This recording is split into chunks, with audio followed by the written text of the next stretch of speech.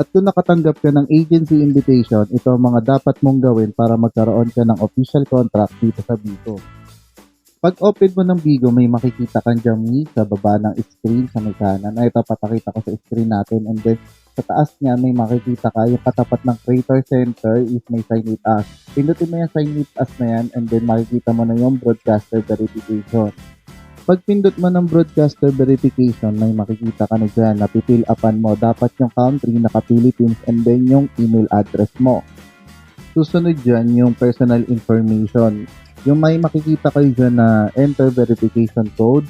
Yung enter verification code na yan is magte-text sa SIM card number nyo. Yun nilagay niya number sa step 1.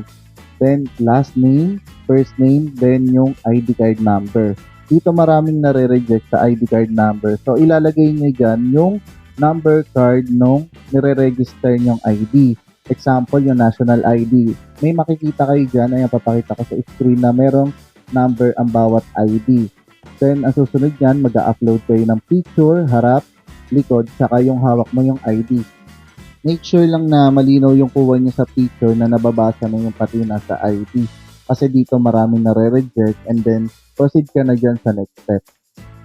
Next is nasa contract ka na. Dito may makikita kang sign agreement pero ang gagawin mo lang dyan yung blank space na white na pinapakita ko sa screen i-scroll up mo lang yan hanggang dulo, then lalabas yung I agree. Pag lumabas na yung I agree na yun, makikita mo na under review ka na. Ibig sabihin, si Bigo is aaralin ng information na sinubmit mo kung tama ba or mali. And then, pagkatapos mo dito, pwede ka na mag-proceed kapag palit ng Bigo name and Bigo ID. Ang gagawin mo lang, pumunta ka lang dun sa me, sa kanina, and then pindutin mo yung profile picture mo. And then may makikita ka sa taas na back, kaya katulad ng pinapakita ko sa screen. Diyan mo makikita at mapapalitan yung Bigo name and ID.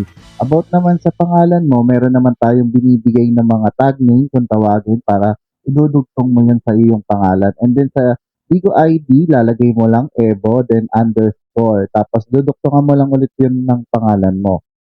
Ang susunod, sasali ka sa family badge and then una, hanapin mo muna yung search bar sa taas.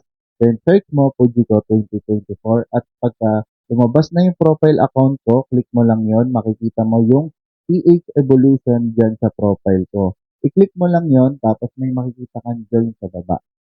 Kapag nakapag-join ka na sa family badge, mag-PM ka lang sa akin dito sa Bigo. Ang ina-message mo is done para maisali ka sa Messenger GC. Pagkasali mo sa Messenger GC, pwede ka na mag-live.